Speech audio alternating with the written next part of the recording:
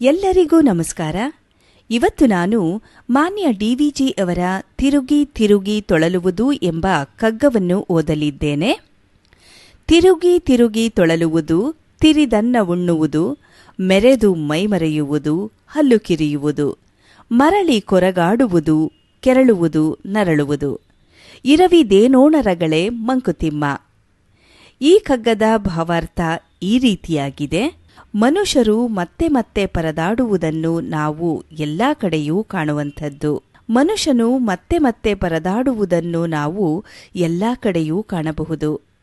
ಪರೆದಾಡಿ ಅಲ್ಲಿ ಇಲ್ಲಿ ಕಾಡಿ ಬೇಡಿ ಹೊಟ್ಟೆ ತುಂಬಿಸಿಕೊಳ್ಳುವುದು, ಪಡೆದದ್ದು ಹೆಚ್ಚಾದರೆ ಮೆರೆದು ಅಹಂಕಾರ ತೋರಿಸುವುದು, ತಮ್ಮನ್ನು ತಾವು ಬಹಳ ಸಾಧಿಸಿದೆವೆಂದು ಅಹಂಕಾರದಿಂದ ಮೆರೆಯುವುದು, ನಂತರ ಪಡೆದದ್ದನ್ನು ಉಳಿಸಿಕೊಳ್ಳುವುದಕ್ಕಾಗಿ ಪರದಾಡುವುದನ್ನು ನಾವು ಸರ್ವೇ ಸಾಮಾನ್ಯವಾಗಿ ಎಲ್ಲಾ ಕಡೆಯೂ ಕಾಣುತ್ತೇವೆ. ಅದೇ ರೀತಿ ತಾವು ಅಂದುಕೊಂಡದ್ದು ಸಿಗದಿದ್ದರೆ ಕೋಪಗೊಳ್ಳುವುದು ಅಥವಾ ಕೈಲಾಗತನದಿಂದ ಸಂಕಟಪಡುವುದು, ನರಳುವುದು. ಇದನ್ನೆಲ್ಲ ಮಾನ್ಯ ಡಿವಿಜಿಯವರು ಸತ್ವವಿಲ್ಲದ ಒಣರಗಳೆ ಅಥವಾ ಸತ್ವವಿಲ್ಲದ ಜೀವನದ ಪರಿ ಎಂದು ಈ ಕಗ್ಗದಲ್ಲಿ ಸೂಚ್ಯವಾಗಿ ಹೇಳುತ್ತಾರೆ. ಧನ್ಯವಾದಗಳು.